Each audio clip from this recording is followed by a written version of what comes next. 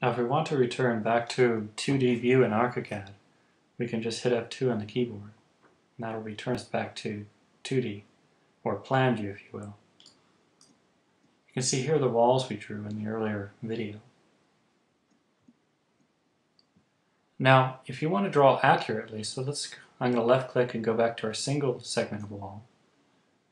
Notice if I left click and hold down, we've got some numbers here. We see we've got an angle, which is 0. If I move the mouse up, you can see we've moved to an angle of 15 degrees, back down, and we've also got it here at distance, say 15 feet, 7¼ inches. Now, if I get going straight here at 0 degrees, and I just type in 10, and hit enter or return on the keyboard, ArchiCAD's going to create a wall that is 10 feet long. If you don't see any numbers coming up when you're drawing a wall, chances are that our tracker palette is not open. If I left click on the tracker, notice I don't see any of that information anymore about the angle of our wall. Left click on the tracker button and you can see it gets darker, and you can see now we've got some numbers here. A mistake that people often make when they're beginning to use ArchiCAD is they kind of measure out, get really close to the distance they want, and they kind of try and eyeball it and then click.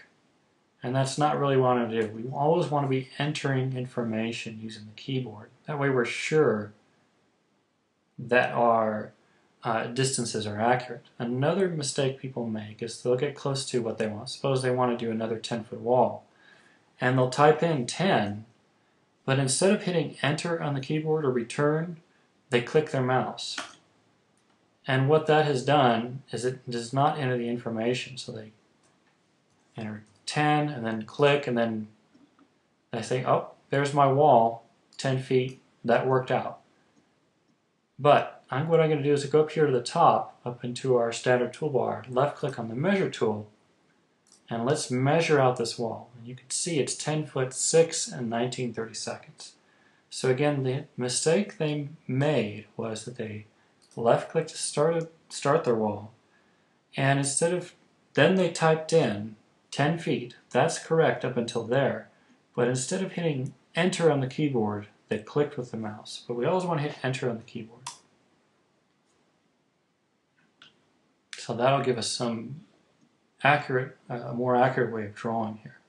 Now, if we go into, say, the rectangular geometry here, and we're drawing 4 walls at once, notice we don't really get a length. What we get is a height and a width, or width and height. And you can see that 10 foot there basically is by 6 feet. So what I'm going to do is hit tab on the keyboard. I can get into the first distance here. This is our width, and I can hit 15. And then I can tab down into the second dimension here, and I'll type in 20. And I'll hit enter or return on the keyboard.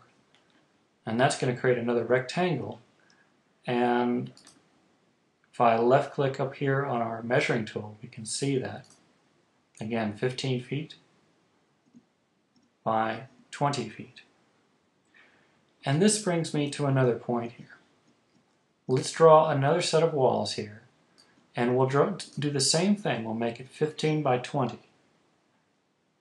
But in this case, you can see from the get-go, we're drawing on the outside part of the wall. You can see there that the outer line of the walls is a little bit darker than the inner part of the wall. But let's say we really want to create a dimension of 15 by 20, but have that dimension be on the inside of the wall. What I can do is go up here and switch where our reference line is. So now if we go down in here, you can see I'm drawing from the inside part of the wall here. So if I type in those same dimensions here, 15 tab 20, and hit enter, we can go back and measure, and sure enough the inside is 15 by 20. Now I can see here, up here in our info box, that our walls are 9 inches wide. So if I measure this wall on the outside,